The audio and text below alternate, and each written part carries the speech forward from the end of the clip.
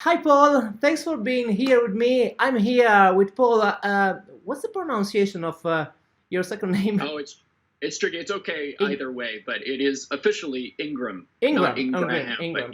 just Oh, Ingram. okay.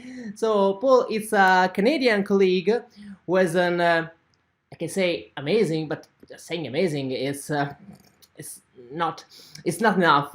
It's an amazing website which is the Bible of musculoskeletal pain, and the name of the site for the audience with English speaking is painscience.com.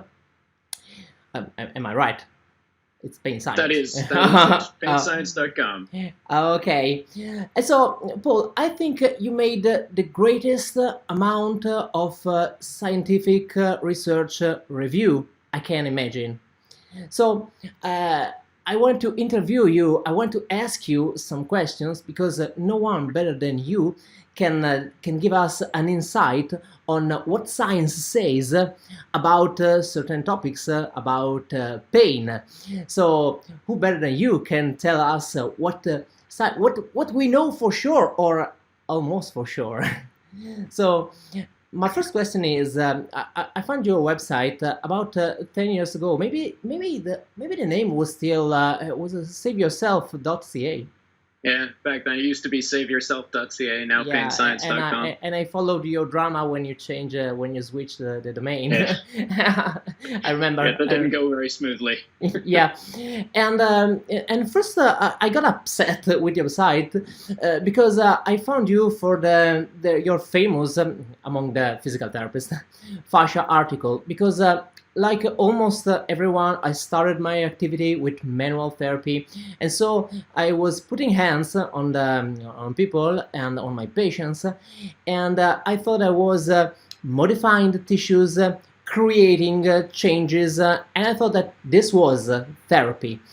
And in Hmm. your article, you said that, hey guys, it's something like, hey guys, you can modify, you can really modify anything in that tissue because that tissue, you can modify tissue with hands, and you're just relaxing muscles, and you can release muscles in other ways. So you're not creating lasting changes. And first of all, I got upset, but later I thought this is BS. I thought this is BS, and I I can tell you, convinced I you, can did tell I? you now, yeah, this is BS. I closed that. But it made me think, and uh, now I realize that you were 100% right. So. Uh, of course, as everywhere in the world, here in Italy, 90% of the therapy that the patients we are proposed is manual therapy. But what's your position? What really science says about manual therapy for the mid and long term, not for the short term? I deal only with chronic patients with chronic pain. Hmm. So what's the position about manual therapy in mid and long term? Well, let's first define manual therapy for the audience a little bit. That's all of the professions that try to help people with their bare hands. So that would be chiropractors, osteopaths, massage therapists, physical therapists, or physiotherapists, and a handful of others, but those are the main ones. And the common denominator, the reason we call it manual therapy, is because you're literally, these professionals are trying to manually do therapy with their hands to make change, to make a helpful change. So this isn't just an industry, it is several industries. Yeah. And my general position on manual therapy is that it is based on a lot of old, flawed ideas about what's actually going on. A lot of people do experience relief, short term, medium term, even long term, while working with manual therapists. But it tends to be, on average, it's usually disappointingly temporary effects and disappointingly minor effects. And what's going on is probably mostly about neurology, sensation, placebo, the what we call in the science world interaction effects. That is that the simple act of working with someone socially, of being reassured and helped, does as much as anything else. And the central story of manual therapy, the idea that the hands are changing something in your body to make it better, to fix problems, I don't buy. And very few progressive manual therapists do anymore. If you look at the best of the best, they tend to talk a lot more about neurology and sensation than they do about changing tissue. So that's the direction that the industry is moving, but too slowly. And in general, its manual therapy is still kind of chock-a-block with old ideas that haven't really held up very well to the science in the last 30 years. So we don't have a real science behind.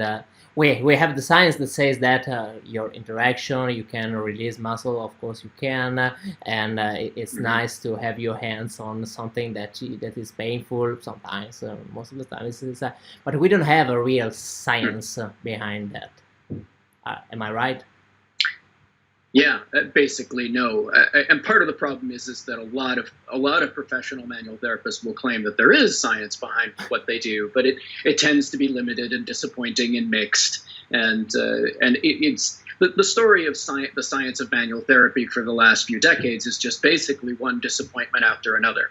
As all of the promising ideas of the 60s and the 70s and even in the 80s are still churning out new hypotheses about what manual therapy was doing, and they're just basically not panning out. Most of it is not panning out, hasn't worked out. Yeah, I loved your articles about vibration, about manual feeling, and how is disappointing, how if you take 3 therapists, they will tell you 3 different things completely on the same patient. They will tell you completely different opinion. So it's subjective, extremely subjective. It's more an art than a science. Yeah. It's more an art. And it can be to nice. the extent that there is science, it has been pretty sloppy science and pretty limited science. I think probably one of the most important things that people need to understand about going for any kind of manual therapy is that this is a surprisingly primitive field. Musculoskeletal medicine in general and pain medicine is very basic. It's really starting to cook now. We're entering a golden age of science-based therapies that we didn't have access to before, but it's still early days. And despite all of those professionals out there selling so many different types of therapy and so many different gadgets, you'd assume that it's all very advanced and that we understand a lot about how these things work, but unfortunately we don't. That is an illusion. I know. And so you wrote amazing ebooks, but calling them ebooks, it's you know, they're kind of strange. Yeah. Because they are little Bibles. I bought them all, I read them all, and as I was telling you before, I also quoted you in one of my pages on my neck pain course, exercise course, when you say about neck pain, $1,000 vacation is better than $1,000 therapy. So neck pain is one of the problems that I deal the most in my content. And can you tell me a thing? Even science says that neck pain it's a different kind of problem, because when you talk about lumbar pain, you talk about pain. When you talk about knee pain, it's pain. But when you talk about neck pain, especially in Italy, I have to say, because in Italy we tend to, for us, neck pain is various kind of symptoms. Many times we're not so sure that is the cause is the neck, but for the Italians, it's often always the neck. So when you have something in your vision and it's the neck, you can hear you have tinnitus, it's the neck, and some. But beside that, Is even science says that neck pain is different from the other kind of pain. Mm-hmm. Yeah, it's more complicated It's more because of the emotions and psychology around the spine. It's with the neck and the back, the neck and the low back, you have an intersection of both immense anatomical and structural complexity, and biological complexity, as well as the witch's brew of psychological and emotional reactions to spinal pain. To put it simply, the neck is an intimidating place to have pain. It's scary, and that complicates things quite a bit. Okay, so it's different even for the symptoms. When you talk about low back pain, you talk about just pain, and when you talk about neck pain, neck issues, you talk about the dizziness and the nausea, and so it's different even for the science. And as we don't have a strong science behind manual therapy, and if $10,000, $1,000, $10,000 is a very good vacation. Or 10,000. Yeah. I'd much rather have a $10,000 vacation than $10,000 of therapy. Of course, much better. But what are the best therapies for science for neck and back pain? Is there something that we are 100% or almost 100% sure that works? Nope. Nope, of course. There's nothing that good. Just like it's important to understand that musculoskeletal and pain medicine is more primitive than people think, it's also important to understand that there's really nothing that's actually known to work 100% for everyone. Of course. It's impossible in principle. So this is an unavoidable disclaimer. Everyone is really different, and every case of neck pain is really different. It is neck pain, all chronic pain, but particularly spinal pain, is defined by being multifactorial, that there are many, many different things that affect it. And so what works for one person will not work for the next because there's a different recipe for each person's neck pain. And for the most part, we have no way of knowing what that recipe is. To a limited degree, really expert diagnosticians can identify certain key factors in one person versus another, but there's always a bunch of other factors. I figure out my process, and I will tell you later. I figure out my process, but it's, of course, it's my process. It's nothing scientific, really. But I've got my process. But you're telling me there are different recipes, and that's interesting. There are different recipes, but there is no way to figure out what the best recipe is. Mm-hmm. Yeah, and it's because some of the factors are just literally unknowable. Unknown, not just unknown, but unknowable in principle. We cannot know how much one ingredient is making a difference in certain cases. Let me be more specific, because this is gonna translate directly into, so what do we do? What are the best? What are the least bad treatment options?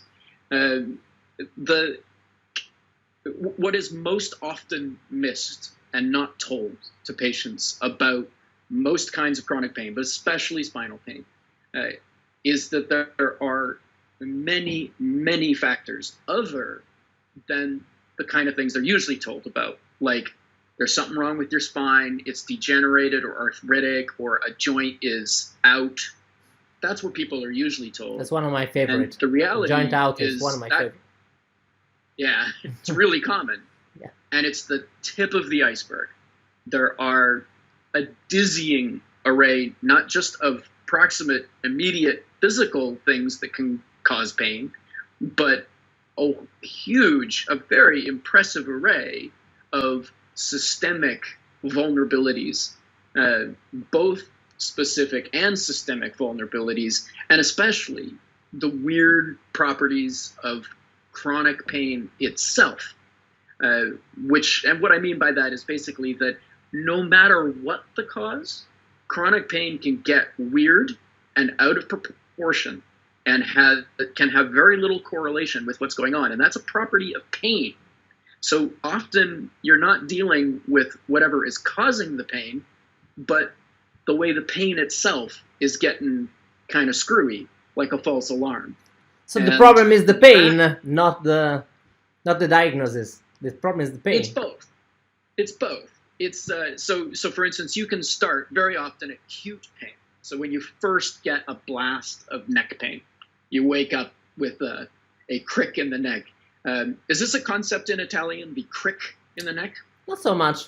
Not so much. No? I understand that you use often in your articles, and I have some difficulties in understanding what you mean, because we don't use that. We don't use. Let's say it now. Crick is a very English word, I'm guessing. What we mean by it is basically just a stuck feeling. Oh, okay. It doesn't necessarily hurt, although it can, but you feel like you can't move right. Yeah. I thought you meant the sounds that you feel. That is so. Oh yeah. No, I mean the feeling of stuckness. Oh, okay. In English, we would call that a crick. It's a very commonly used term, but it may not have translations in other languages. As you don't have, when you have neck pain in Italy, we say you have. I have the neck. I have the cervical. Yeah, that's no translation. So that sounds funny in English. Yeah, even in Italian, but it's so common that it's kind of, you're saying, I notice my neck. Yeah, I am aware of my neck. No. We say We say I have neck. I have neck. Okay.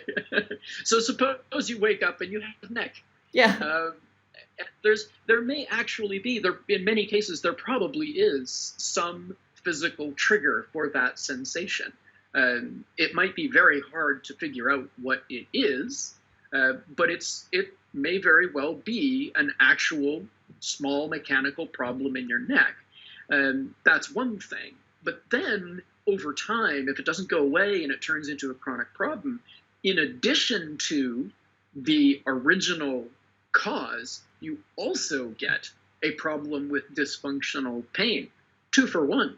So you get a neck problem and a pain problem that is, in a way, independent of how it started. And then sometimes you end up only with the pain problem. The original problem with the neck goes away, fades away, it heals, but the pain problem can go on. And that's, what we would think of as a true pain dysfunction, a false alarm problem, where the body is warning you about something that is no longer even happening. This is absolutely possible with chronic pain. In fact, it probably accounts for a significant portion of chronic pain, where the ongoing pain is essentially a loud warning about something that is gone, or it doesn't need nearly such a loud warning anymore. This is what makes treating chronic pain so tricky, is that it becomes something new, changes from what it was originally. So back to my questions. For science, what can we do? For science, we know science is saying to us that it's weird and it's difficult and it's not as we think. Does it tell us even something to what to do? Something, yes, some things. It's just none of it's guaranteed. But there are evidence-based good ideas. There are science-based reasons to think that some things I like that. Good ideas. I like good ideas. Yeah, good ideas. Worth trying. Also, we filter some things out for being too expensive or too risky, while we embrace other things because they're cheaper or less risky. Even though they're not proven, we're still willing to try them with a grain of salt, but we're willing to try them if they're cheaper. Let's start with that quote. That idea that you quoted, that $1,000 vacation is better than $1,000 of therapy. first of all, it's a sassy insult to manual therapy, making the point that manual therapy doesn't exactly have miraculous answers for neck pain. But it's also emphasizing the general concept of lifestyle medicine, which has it has zero specific proof that it works, but tons of good scientific foundation. The idea is that you want to reduce vulnerability systemically. That the problem may not be so much that something went wrong with your neck, but that you were, for instance, a little bit too inflamed systemically, a little too prone to inflammation, which could happen, for instance, if you're not fit, if you're overweight, if you have metabolic syndrome, you're at risk for heart disease, you're at risk for diabetes. These are all things that correlate very tightly with what we can simplify as systemic inflammation. Now, if you're in that state to begin with, it takes less of an insult to your spinal tissues to make them hurt. So is the problem that something went wrong with the tissues, or is it that you were too vulnerable to it? It's both. And we can, in a general sense, do something about systemic vulnerability. Stress reduction is what you get from a vacation. Nutrition. There are lots of approaches to lifestyle medicine, but the idea is, the core idea is, make yourself overall stronger, healthier, less vulnerable to little flare-ups, little brush fires like neck pain. Yeah, I'm so happy you're saying this, because this is exactly what I try to teach to my patients through my contents. That's exactly. So I've been lucky.